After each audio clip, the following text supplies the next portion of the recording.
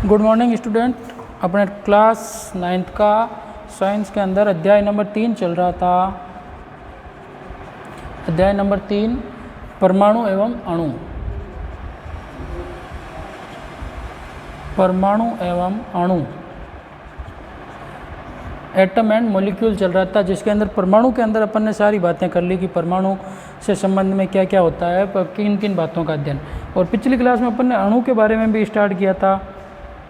अणु किसे कहते हैं अपन, तो अपन ने बात की थी अणु की परिभाषाओं के अंदर कि यौगिक क्या होते हैं। साधारणतः अगर अपन अणु की बात करते हैं तो अणु किसे कहेंगे अपन, मॉलिक्यूल किसे कह सकते हैं अपन। सिंपल सी बात करें अपन अणु की तो दो या दो से अधिक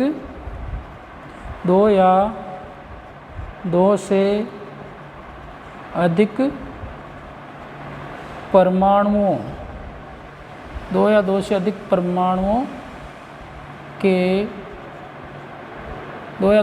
परमाणुओं के समूह को क्या कहते हैं अपन, अणु कहते हैं। ये सिंपल सी एक लाइनर परिभाषा की बात करूं मैं तो कि दो या दो से अधिक परमाणुओं के समूह को अपन क्या कहेंगे, अणु कहेंगे। और इसके अलावा अगर अपन बात करें तो दो या दो से अधिक परमाणु जो रासायनिक बंध से जुड़े हुए होते हैं या परस्पर किसी आकर्षण बल के द्वारा जुड़े हुए रहते हैं, उसे अपन अणु कह सकते हैं, है ना। इसके बारे में अपन ने बात कर ली थी। अब अणु के अंदर क्या हो सकते हैं, आपके एक ही तत्व के परमाणु भी हो सकते हैं और भिन्न भिन्न तत्वों के परमाणु भी जुड़ सकते हैं। तो ये अपन ने बात कर ली थी। फिर अपन तत्वों के अणु के अंदर परमाणुकता के बारे में बात की, परमाणुकता के बारे में बात की, एरोमेटिसिटी, जिसके अंदर परमाणुकता O2 है तो इसकी परमाणुकता कितनी है, ये द्विपरमाणुक है। ये मैंने लिखवा भी दिए थे आपके, जैसे हाइड्रोजन है तो ये भी आपके द्विपरमाणुक है। ये अपन ने कल बात कर ली थी। जैसे आर्गन है तो वो क्या है, आपके एक परमाणु के है ना। ये मैंने आपको कल पूरी क्लास में लिखवा दिए थे। अब इसके आगे अपन बात करेंगे, ये हो गया। फिर यौगिकों के अणु के अंदर भी बात कर ली थी। यौगिकों के अंदर भी बात की अपन ने, यौगिक कौन कौन से किस किस के बारे में बात की। यौगिक जैसे मैंने बात बताई आपको, जल के अंदर H2O, यौगिक के अणु की बात करी जल के अंदर, तो उसके अंदर क्या अनुपात होता है, हाइड्रोजन और ऑक्सीजन का अनुपात होता है आपके 1:8 होता है। उसके अलावा मैंने आपको बात की अमोनिया की बात की अपन ने, NH3 के अंदर नाइट्रोजन अनुपात, ये हाइड्रोजन है तो नाइट्रोजन का अनुपात तो रहता है आपके 14 होता है और हाइड्रोजन 3 है, तो ये इसका फिक्स अनुपात पाया जाता है। ये अपन ने पिछली क्लास में बात कर ली थी। आज अपन बात करें अणु के बाद में अपन बात करेंगे नया शब्द एक आता है आपके, आयन आता है। अणु के बाद में आता है आपके आयन, है ना। जैसे आयन नाम सुने हुए होंगे आपके, धनायन एवं ऋणायन, दो प्रकार के आयन होते हैं ना, धनायन और ऋणायन। तो आज अपन बात कर रहे हैं आयन। पहले तो बताओ होना चाहिए कि आयन का निर्माण कैसे होता है। आयन है ना। अब आयन क्या होता है, ये क्या होते हैं, धातु एवं धातु और अधातु तो पढ़ लिया था अपन आवर्त सारणी के अंदर कि धातु चमकदार होती है, विशेष रंग होता है ना, धातुएं कठोर होती है, आवर्धनता, तन्यता सब गुण पाए जाते हैं। धातु तथा धातु एवं अधातु, धातु एवं अधातु युक्त यौगिक आवेशित धातु एवं अधातु युक्त यौगिक आवेशित कणों से बने हुए होते हैं। आवेशित कणों से बने होते हैं। इन आवेशित कणों को अपन क्या कहते हैं, बने हुए होते हैं। इन आवेशित कणों को क्या कहा जाता है, इन आवेशित कणों को आयन कहते हैं। ये ध्यान रखें, परिभाषा हो गई सिंपल सी। आयन किसे कहेंगे अपन, धातु और अधातु युक्त यौगिक आवेशित कणों से बने हुए होते हैं। इन आवेशित कणों को अपन क्या कहेंगे, आयन कहेंगे। ठीक है, इन आवेशित कणों को अपन कहेंगे आयन कहेंगे। और आयन क्या होते हैं, दो प्रकार के होते हैं। आवेशित कण दो प्रकार के होते हैं। इन पर एक के ऊपर तो आपके ऋण आवेश और दूसरा होता है आपके धन आवेश। ऋण आवेश और दूसरा है आपके धन आवेश। पहला ऋण आवेश और दूसरा धन आवेश। ठीक है, यहाँ पे ऋण आवेशित कण को तो अपन क्या कहेंगे, ऋणायन। ऋणायन और धन आवेशित कण को अपन क्या कहेंगे, धनायन। इसको अपन कहेंगे एनायन और दूसरे को अपन क्या क्या कहेंगे, कैटायन कहेंगे। आगे की बात समझ में, इसको तो अपन कहेंगे एनायन, बड़ा लिख रहा हूँ थोड़ा, एनायन, और इसको अपन कहेंगे कैटायन। आगे बात समझ, एनायन और कैटायन। तो ये आपके धनायन और ऋणायन दो प्रकार के आयन हो गए। आवेशित कण क्या हो गए, आयनों को अपन दो भागों में बांटें। तो पहला हो गया आपके ऋणायन और दूसरा धनायन। ऋण आवेश होता है, मतलब इसके ऊपर तो ये नेगेटिव चार्ज होता है, इसके ऊपर क्या होता है, पॉजिटिव चार्ज। तो ऋणायन और धनायन, ऋणायन को इंग्लिश में एनायन, धनायन को इंग्लिश में कैटायन। जैसे अगर अपन बात करें एनायन और ऋणायन की, तो उसके अंदर, जिसके अपन ज़्यादा डिटेल से तो अगले चैप्टर में बात करेंगे, इसके अंदर अपन थोड़ा सा समझ लेते हैं। जैसे एक एग्जांपल की बात करूँ मैं आपके, एग्जांपल है आपके NaCl। किसका सूत्र है ये, साधारण नमक का सूत्र होता है NaCl, साधारण नमक, या फिर इसको अपन क्या कहते हैं, सोडियम क्लोराइड कहेंगे, साधारण नमक या फिर सोडियम क्लोराइड। तो ये किसके अंदर, इसके अंदर क्या है, एक धनायन। इसको अगर अपन तोड़ते हैं तो ये Na+ होता है ना, और ये Cl- होता है। तो ये इस प्रकार से बना हुआ है, Na+ और Cl-, ये धनात्मक कण और ऋणात्मक कण दोनों जुड़कर क्या बनाते हैं, आपके धनायन और ऋणायन बनाते हैं। आगे बात समझ में। इसके अलावा और बात करते हैं अपन द्रव्यमान अनुपात के आधार पर बात करें। बेटा तो ये तो आयन की परिभाषा क्या हो गई, धातु अधातु युक्त यौगिक आवेशित कणों से बने हुए होते हैं। इन आवेशित कणों को अपन क्या कहेंगे, आयन कहेंगे। आयन दो प्रकार के होते हैं आपके, एक तो हो गया धनायन और ऋणायन। जिसके ऊपर ऋण आवेश होता है वो ऋणायन, धन आवेश होता है वो धनायन। ऋण आवेश नेगेटिव चार्ज, धन आवेश positive charge. Example NaCl, Na के ऊपर प्लस, Cl के ऊपर माइनस, है ना। इसको अपन क्या कहते हैं, सोडियम क्लोराइड। ध्यान रखें आप, सोडियम तो क्या परमाणु क्रमांक इसका 11 होता है, इसका 17 होता है, ये भी आपको ध्यान होना चाहिए, लिखवाए हुए हैं सारी चीज़ें। आगे बात करते हैं अपन एग्जाम्पल की, और एक दो सारणी के द्वारा समझते हैं एक दो एग्जाम्पल, जिसके अंदर आपके किताब के अंदर लिखा हुआ है, उसके अकॉर्डिंग अपन बात करें सारे एग्जाम्पल की। तो सबसे पहले आपके हो जाएगा, और एक दो यौगिकों की बात, आयनिक यौगिकों की बात करें, कैल्शियम ऑक्साइड की बात करूं मैं आपके एग्जाम्पल, कैल्शियम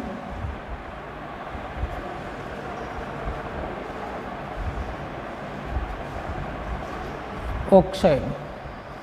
कैल्शियम ऑक्साइड का सूत्र हो जाएगा आपके CaO, क्योंकि कैल्शियम के ऊपर +2 होता है, O के ऊपर -2 होता है। अभी रासायनिक सूत्र बनाना मैं बताऊंगा, तो माइनस और दोनों बराबर हैं तो ये कट जाएंगे और सूत्र बन जाएगा आपके CaO, है ना। अब इसका द्रव्यमान अनुपात क्या रहता है, देखो आप बताऊं मैं आपको। द्रव्यमान, इसका परमाणु भार मैंने बताया था कैल्शियम का, तो परमाणु क्रमांक क्या होता है, कैल्शियम का परमाणु क्रमांक 20 होता है, और इसका परमाणु भार होता है आपके 40। ये तो परमाणु क्रमांक है और ये इसका भार है। परमाणु द्रव्यमान, ऑक्सीजन का कितना होता है, परमाणु क्रमांक 8 होता है और इसका परमाणु भार कितना होता है, 16 होता है। अब अपन इसका अनुपात निकालें तो क्या हो जाएगा आपके, कैल्शियम का 40:16।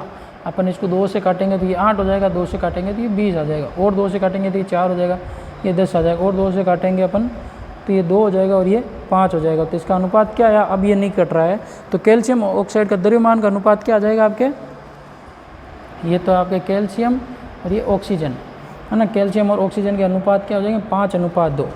तो आई बात समझ में। ये 40 कहाँ से आए और 16 कहाँ से है, पता है कि 40 कैल्शियम का क्या है, परमाणु द्रव्यमान है, जो अपन ने इसी चैप्टर में बात की है, सारणी बना के मैंने लिखवाए हैं पूरे। और ऑक्सीजन का कितना है परमाणु द्रव्यमान, इसका तो है 40 और ऑक्सीजन का है आपके 16, यहाँ पे 40 और ये 16। इसको अपन काटते हैं तो मिनिमम अनुपात क्या आ जाता है, 5:2। कैल्शियम और ऑक्साइड का द्रव्यमान अनुपात कितना आ गया आपके, 5:2। एक एग्जांपल और बताता हूँ मैं आपको समझ में आ जाए। मैग्नीशियम सल्फाइड का, ये तो गया 1 नंबर। 2 नंबर और मैं बताऊँ आपको, मैग्नीशियम सल्फाइड। अगर मैग्नीशियम सल्फाइड की बात करें तो इसका सूत्र क्या हो जाएगा, मैग्नीशियम के ऊपर क्या होता है, +2 होता है, सल्फाइड के ऊपर क्या होता है आपके मैग्नीशियम सल्फाइड के ऊपर -2 होता है तो ये 2 से 2 कट जाएगा, Mg2S, है ना। मैग्नीशियम सल्फाइड की बात करें तो मैग्नीशियम के ऊपर क्या होगा, Mg, और ये सल्फर। मैग्नीशियम का परमाणु भार कितना होता है आपके, मैग्नीशियम का परमाणु भार हो जाएगा आपके 12 है, Mg का परमाणु क्रमांक 12 होता है तो इसका परमाणु भार होता है 24, और सल्फर का परमाणु क्रमांक 16 है, इसका होता है आपके 32, है ना। 24 और 32 की बात करें, ये इनके परमाणु द्रव्यमान हो गए। अब मैग्नीशियम का ये 24 और इसका हो गया 32, इसको 2 से काटते हैं तो 16, इसको काटेंगे तो 12, इसको 2 से काटेंगे तो 8, इसको 2 से काटेंगे तो कितना हो जाएगा 6, इसको और 2 से काटेंगे तो 4, इसको 2 से काटेंगे तो 3। ये अनुपात कितना आ गया आपके, मिनिमम अनुपात 3:4 मैग्नीशियम और सल्फर का। आगे बात समझ में, मैग्नीशियम और सल्फर का अनुपात कितना आ गया, 3:4। तो मैं लिख दे रहा हूँ आपके मैग्नीशियम और सल्फर का सल्फाइड का अनुपात कितना है, इसका तो आया था 5:2, इसका आ गया 3:4। ठीक है। एक और एग्जाम्पल की बात बताऊँ मैं आपको, तो वो है आपके sodium chloride. Sodium chloride, sodium chloride के अंदर क्या है, ये Na और Cl। सोडियम का परमाणु भार कितना बताया था मैंने आपको, 23, और क्लोराइड का कितना बताया था, 35.5। याद है आपको, सारणी नहीं है तो आप किताब या जो नोट्स बना रहे हो उसके अंदर देखना, आपको मिल जाएंगे, है ना। तो सोडियम का हो गया आपके 23 और क्लोराइड का हो गया 35.5। अब ये किसी से नहीं कट रहा है तो इसका मिनिमम अनुपात कितना आ गया सोडियम क्लोराइड का, 23:35.5। तो ये भी आप ध्यान रखें। तो ये आपके आयन के परमाणु क्रमांक हो गए। आयन के परमाणु क्रमांक किस प्रकार से लिखते हैं अपन, और परमाणु का द्रव्यमान क्या है, ये द्रव्यमान का अनुपात है। क्या है ये आपके, द्रव्यमान अनुपात, जो मिनिमम अनुपात द्रव्यमान का, ठीक है, द्रव्यमान का मिनिमम अनुपात है ये। आगे बात समझ में, यहाँ तक अपन ने पढ़ लिया। सोडियम क्लोराइड एक कैल्शियम ऑक्साइड से संबंधित, ये तो रासायनिक सूत्र हो गए और ये इनके द्रव्यमान के अनुपात हो गए। अब इसके आगे बात करते हैं अपन आयन अणु के अंदर हो गया कंप्लीट। आपके अणु क्या होते हैं, यौगिकों के अणु क्या होते हैं और तत्वों के अणु क्या होते हैं। फिर उसके बाद में अपन आयन के बारे में बात कर ली। अब अपन इसके बाद में सबसे इम्पोर्टेंट हो, ये आपके काम में आने वाली चीज़ है, रासायनिक सूत्र लिखना। क्या लिखना, इम्पोर्टेंट टॉपिक। अगर ये समझ में आ जाएगा तो आपके फ्यूचर में काम आने वाली चीज़ें हैं। क्या है, रासायनिक सूत्र, रासायनिक सूत्र लिखना। इससे आप लिखने के लिए आपको कुछ नियम है वो बताऊंगा मैं। फिर उसके बाद में एक टेबल है वो आपको याद करनी है, वो मैं आपको ग्रुप में सेंड कर दूंगा एक और टेबल बना के, जो आप पूरी याद कर लें उनकी। उसके बाद में आपको ये सारी चीज़ें समझ में आ जाएगी। रासायनिक सूत्र किस प्रकार से का निर्माण होता है इनका और किस प्रकार से अपन इनको लिखते हैं। जैसे मैंने बताया ना आपको, ये NaCl ये कैसे बना, जैसे अपन बात कर रहे हैं MgCl2 ये कैसे बना, है ना। खूब सारे सूत्र हैं जो कैसे बने, कैल्शियम ऑक्साइड ये कैसे बना, ये इनका निर्माण कैसे हुआ है। तो वो अपन को एक पूरे नियम के आधार पर अपन बात करेंगे और पूरा नियम टू नियम बात करेंगे। रासायनिक सूत्र लिखने के लिए अपन क्या करते हैं, तत्वों को क्या करते हैं, उनके तत्वों को प्रतीकों के रूप में लिखते हैं। तत्वों को प्रतीकों के रूप में लिखते हैं। सबसे पहले बात तो ये प्रतीकों के रूप में लिखते हैं। प्रतीक क्या है, जैसे हाइड्रोजन है, हाइड्रोजन का प्रतीक क्या है, H है। जैसे सोडियम है तो सोडियम का प्रतीक क्या है, Na है। अब इनके ऊपर कितना आवेश होता है ये मैं आपको बताऊंगा पूरा, कि इसके ऊपर कितना होता है। जैसे हाइड्रोजन के ऊपर +1 होता है, सोडियम के ऊपर +1 होता है। ये कैसे होता है, जैसे क्लोरीन है या क्लोराइड आयन है तो उसके ऊपर ऑक्सीजन है तो ऑक्साइड के ऊपर कितना होता है ना, ऑक्साइड के रूप में लिखते हैं तो अपन तो इसको -2 आता है। ये कैसे आते हैं ये सारी बताऊंगा मैं चीज़ें। सबसे पहले क्या करते हैं, रासायनिक सूत्र लिखने के लिए अपन को तत्वों को उनके प्रतीक चिन्हों के रूप में लिखना होता है। प्रतीक चिन्ह और तत्व मैंने लिखवा दिए हैं। इसके बाद में एक और शब्द आता है उसकी संयोजकता। संयोजकता, वैलेंसी, है ना, एक इम्पॉर्टेंट परिभाषा है जो आप लिख लें। संयोजकता, संयोजकता क्या होती है इसके बारे में मैं बता रहा हूँ आपको। इंग्लिश में इसको बोलते हैं वैलेंसी। संयोजकता क्या कहते हैं? किसी तत्व की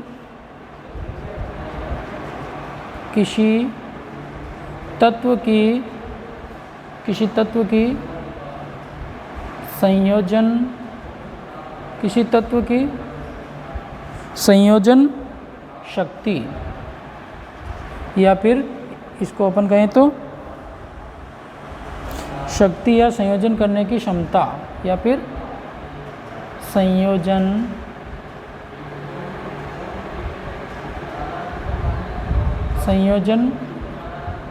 करने की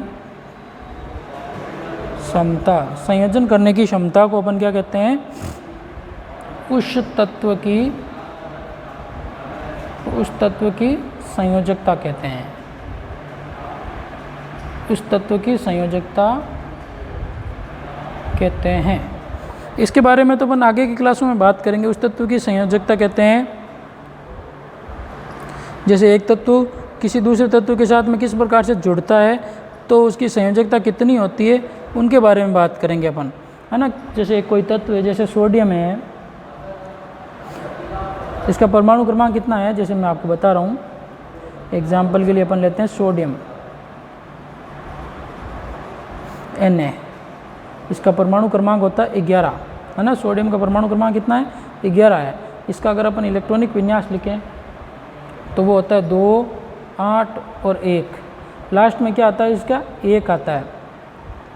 तो इसकी संयोजन करने की, ये तो परिपूर्ण कक्षक है कि स्थायित्व हो जाएगा, तो ये एक इलेक्ट्रॉन क्या करता है? दान कर देता है। तो इसके ऊपर संयोजकता कितनी होगी सोडियम की?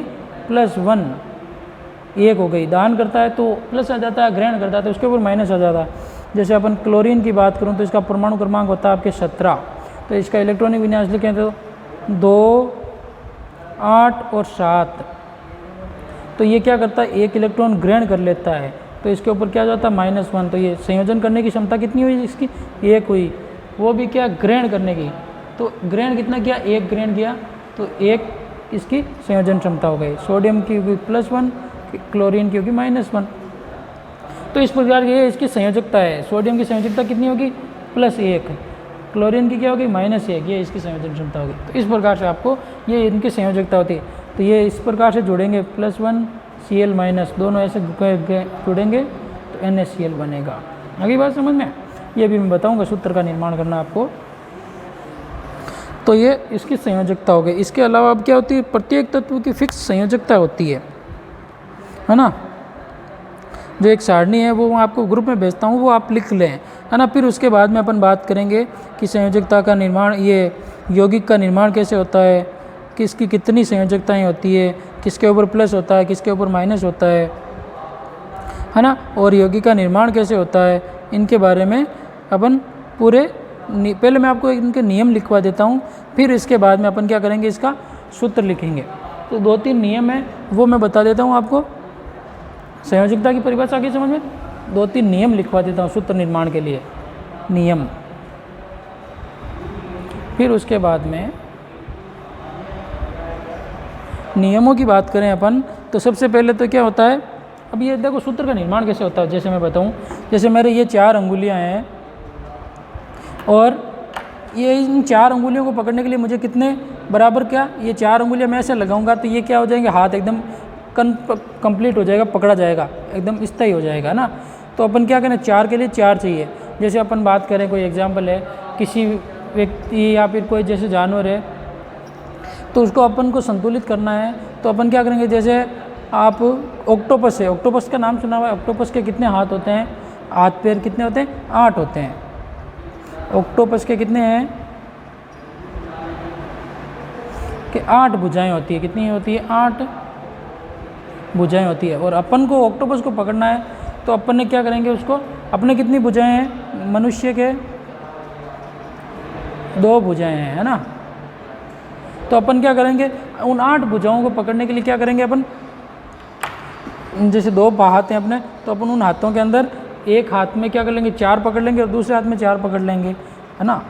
तो वो क्या हो जाएगा? वो ऑक्टोपस संतुलित हो जाएगा, है ना। उसको पकड़ने के लिए 2 हाथ से और 2 दूसरे हाथ से, 4 एक हाथ से, 4 एक हाथ से पकड़ेंगे तो वो संतुलित है। उसी प्रकार यहाँ पे भी क्या होती है, संयोजकताओं को संतुष्ट करना पड़ता है, बराबर है ना, तब वो क्या होता है, सूत्र का निर्माण होता है।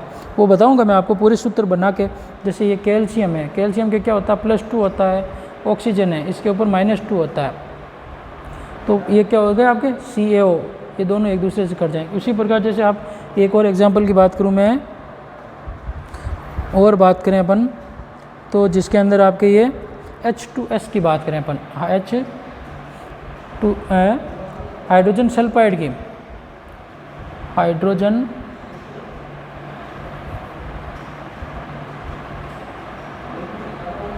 सल्फाइड, हाइड्रोजन का H और S, H के ऊपर तो होता है प्लस और इसके ऊपर -2, तो ये दोनों संयोग करेंगे, इस प्रकार से जुड़ेंगे तो क्या हो जाएंगे, H और ये S लिख दिया, ये एक है, एक यहाँ पे लिखेंगे, 2 यहाँ पे लिखेंगे, एक को लिखें चाहे नहीं लिखें, तो ये क्या सूत्र बन जाएगा आपके H2S। इस प्रकार से संतुष्ट होंगे। ये बनाऊंगा मैं, नियम लिख लेते हैं पहले अपन इसके, फिर आगे की बात करते हैं, समझ में आ जाएगी एक एक चीज़ें। नियम क्या हो गए, पहला हो जाएगा आपके आयन की संयोजकता, आयन की संयोजकता अथवा आवेश संतुलित, संयोजकता अथवा आवेश संतुलित होना चाहिए, होना। पहली बात, आयन की क्या होनी चाहिए, संयोजकता संतुलित होनी चाहिए और उनके ऊपर आवेश संतुलित हो जाना चाहिए।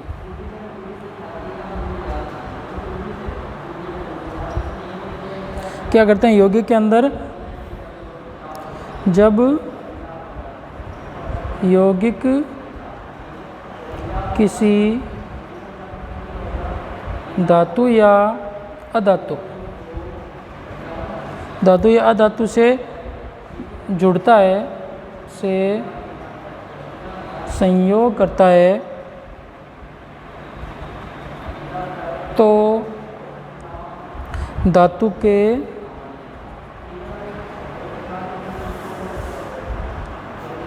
के नाम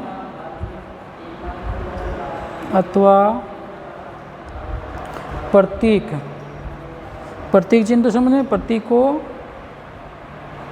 रासायनिक सूत्र में लिखते हैं, रासायनिक सूत्र में पहले लिखते हैं, जब जुड़ते हैं तो रासायनिक सूत्र में लिखते हैं। जैसे एग्जाम्पल के लिए अपन लिखते हैं अपन के सोडियम क्लोराइड, तो क्या लिखेंगे अपन, सोडियम क्लोराइड, इस प्रकार से लिखेंगे। इसी प्रकार अपन लिखते हैं आपके कॉपर ऑक्साइड, तो कॉपर ऑक्साइड को इस प्रकार से लिखेंगे, है ना। कैल्शियम ऑक्साइड, तो अपन कैल्शियम ऑक्साइड को इस प्रकार से लिखेंगे। तो ये इस प्रकार से अपन लिखते हैं। आगे बात समझ में। इसके अलावा बहुपरमाणुक होते हैं तो उनको अपन कोष्टक के बाहर लिख लिया, पहले कोष्टक में रखते हैं और लिखने के बाद में एक नियम और है कि नंबर 3, बहुपरमाणु अणु, मतलब जिनकी परमाणुकता क्या है, बहुत ज़्यादा है, बहुपरमाणुक आयनों द्वारा निर्मित, आयनों द्वारा निर्मित यौगिकों में आयन, यौगिकों में आयन को पहले कोष्टक में रखते हैं, तत्पश्चात अनुपात में दर्शाने की संख्या में लिखते हैं, बाद में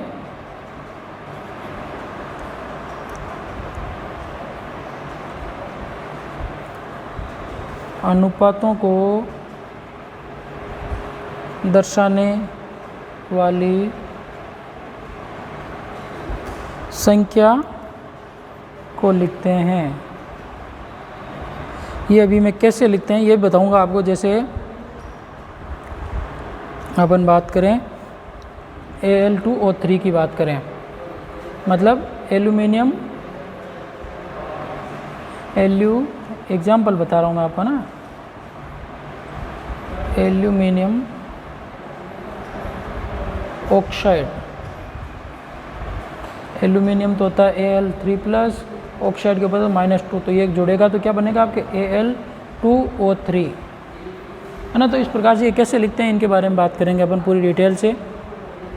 जैसे एक और एग्जांपल की बात करें अपन, ऊपर बता दे रहा हूँ एग्जांपल आपको, जैसे कैल्शियम हाइड्रोक्साइड,